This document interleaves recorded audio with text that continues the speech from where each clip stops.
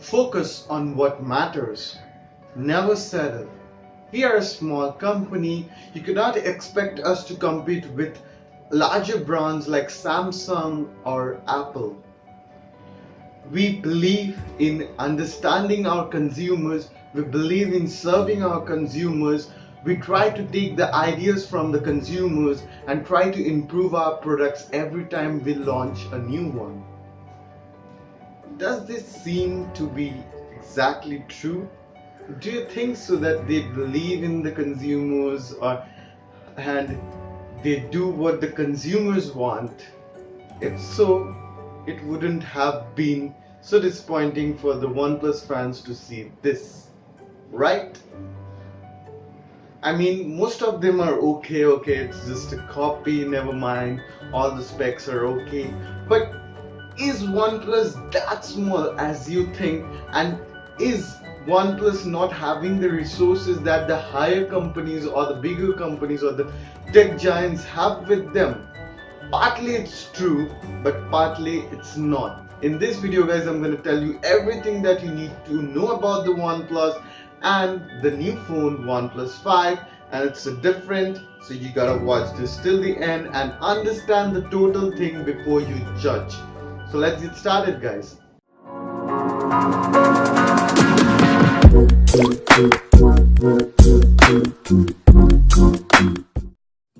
So the answer, they being small, is yes, they are a small company when compared to the tech giants like Samsung and Apple. But if you think that they are so small that they cannot spend their money on research and development and market research, it's absolutely not true.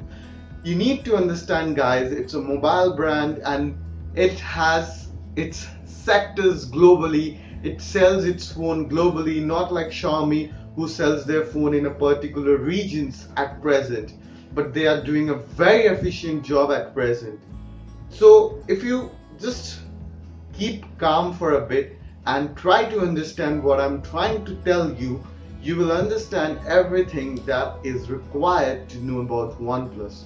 So OnePlus started as a startup brand and it's a part of Oppo, Vivo and OnePlus. They are three sets of companies owned by a single individual company. Okay, so that much it's clear. So every time OnePlus launched a new phone, the prices went on increasing, right? And now we are at the stage of OnePlus 5 with its highest price. Okay, so every time they launched a new phone, the price increased. They say that they understand the consumers, they listen to the consumers, but they are listening to the consumers, but they are not bothering to provide them anything. You might be telling that I'm freaked out, right? But try to understand the consumer base from where they are getting the feedback. They're ignoring that consumers every time and shifting to the next best consumers. From suppose 10,000 phone, like 10,000 rupees phone to 20,000 rupees phone. So the ones who are purchasing the 10,000 rupees phone are not able to purchase the 20,000 phone. It's a whole new sector, right? And now they have moved to the higher end sector and it's just so confusing. It's between the higher end sector and the mid-range sector. So if someone suppose is willing to buy a higher end phone, I don't see any sense for someone to buy a copy and spend that much money and cannot spend $100 to $200 more to buy Samsung Galaxy S8 or LG G6. Try to understand it clearly guys. Every time OnePlus launches a new phone, the consumer base is changing every time. So how are they listening to their consumers, right? They tell that they are making better efficient phones. They tell that they are trying their best. And one thing guys, if you think that OnePlus is a small brand and they don't have any technology to develop things, it's absolutely wrong, okay? Oppo is the fourth largest brand, mobile selling brand in the world. Yes, Oppo, you heard it right. It has become so famous. And some way or the other, Oppo backs OnePlus. So just one visual thing. Look at iPhone 7, Oppo R11, and now OnePlus 5. Do you see any similarities? Do you know Oppo's technology is actually the dash charge? It's actually a borrowed technology from Oppo. So they do have the backing of Oppo. It doesn't mean that they doesn't have anything, or they don't, like they are a very small company and we cannot do anything about it. So why are they getting this kind of buzz all around the world? Yes, they are providing good hardware, they're providing good software, they provide regular updates. The service centers suck. Honestly, the service centers suck. And if you have read the article from Phone Radar, Amit Bhavani, you know that the phone OnePlus 3 cost around 28,000, and the bill on the service center was 48,000 due to water damage. I mean, what the hell, man? I can buy 2 phones from that money, right? Anyways guys, let's not dig any deeper, and if in case you've watched Verge's video of making of OnePlus 5, you'll have a better idea of what I am talking about. I'll definitely provide a direct link in the description down below, and also I'll provide a direct link of Amit Bhavani's video from Phone Radar. So guys, I too am a very big fan of OnePlus, and I really appreciate the way they have grown as a brand, right? But the way they launched the OnePlus 5, the time they launched OnePlus 5, I was very hurt, you know, man. Then I tweeted to OnePlus like all the reputation, all the love, all the trust destroyed in seconds. They retweeted me or like commented me, focus on what matters, man. What will I focus on? And this seems to know the consumers so well. And it's so funny that how the people accept what they are provided with. I asked one of my friends like, what do you think about the upcoming OnePlus 5? He said, अरे यार बहुत मस्त phone है भाई, 8GB RAM मिल रहा है 30-35,000 में, और क्या चाहिए भाई, 8GB RAM और आईफोन के जैसा दिखता है, आईफोन का केस लगा लेंगे, कोई को समझ में भी नहीं आएगा कौन सा फोन यूज कर रहा है. And I was like, what the hell, man?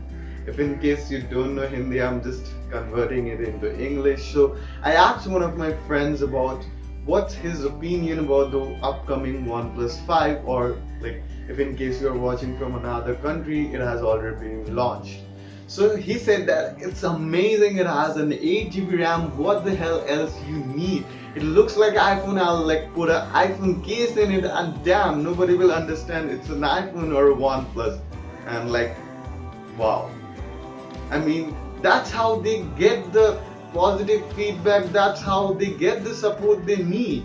So we are the ones who are providing them the, you know, fruitful like comments, happiness, positivity, the sales records being broken. So that's how the companies do not respond, and that's how the companies think that they are doing the right thing. But we, the consumers, need to make them understand that no, you are not in the right track, OnePlus. You have to do something different. You have to gain our trust once again.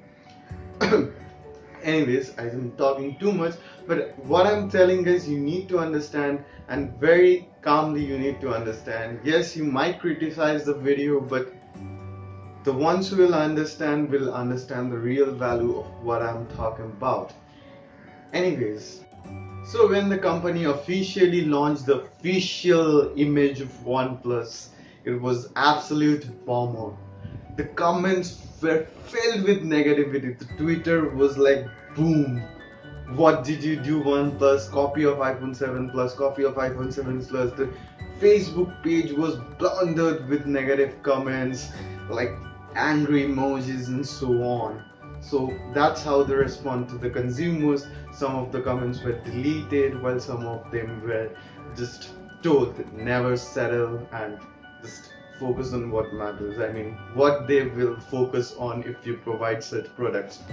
So guys, basically the thing what I'm saying is that if you have watched any of the reviews, most of the reviewers now are saying that it's okay, it's 2017, and I mean, like, most of the phones look similar nowadays. It's okay to copy, or like two phones may look similar. Oppo R11, like OnePlus 5, they look similar. That's okay. It looks similar to iPhone 7. That's absolutely okay.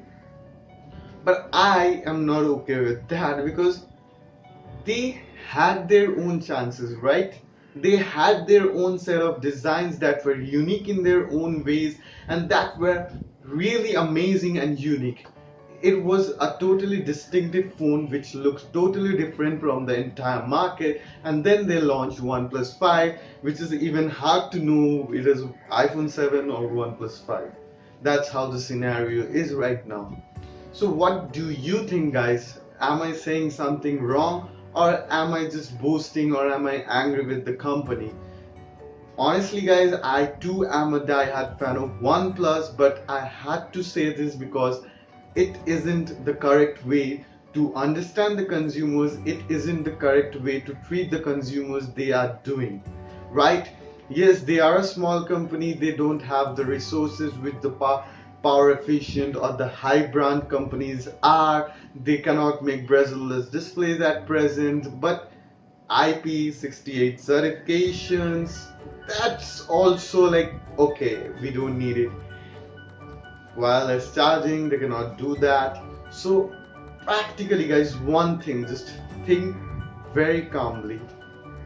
In Indian terms of money, LG G6 somewhere cost between like 50,000. Okay, now it has sometime it comes down to 40, 42, 45,000, right? So if OnePlus 5 costs around 38,000, and you know that their price is very steady, their price doesn't drop, their price remains constant, right? So why will you not spend a bit more to get a better phone than just sticking to the investment which you do? Does it make sense? People will want, like, the ones who will run for like 8 GB RAM might do so, but honestly, guys, honest opinion, at present, in the scenario which you are in, you don't need a 8 GB RAM on a phone, particularly at present. If you are like an intense Android user, then also I don't think you need an 8 GB. 6 GB is more than efficient for an Android device.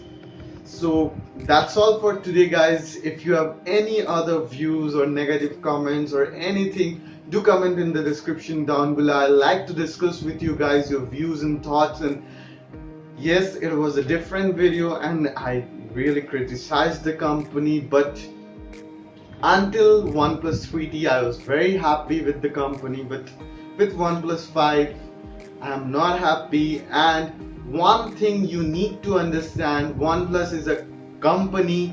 They will always try to sell their products. They will always try to do the most efficient thing they can. They will always try to apply the market strategies. They will always try to earn profits. Companies are there to earn profits and to serve the consumers, but they have created an alibi in which you are stuck and thinking that it's a small company. Okay, we are OnePlus lovers, will buy what the companies provide, but you need to make them understand that no, we have other choices. You need to grow up. You see, Xiaomi, they do a very good job. They keep their price segment and the way they were, and they know how to treat their consumers. They know in what price they should sell their phones, and they know in which countries they should sell their phones.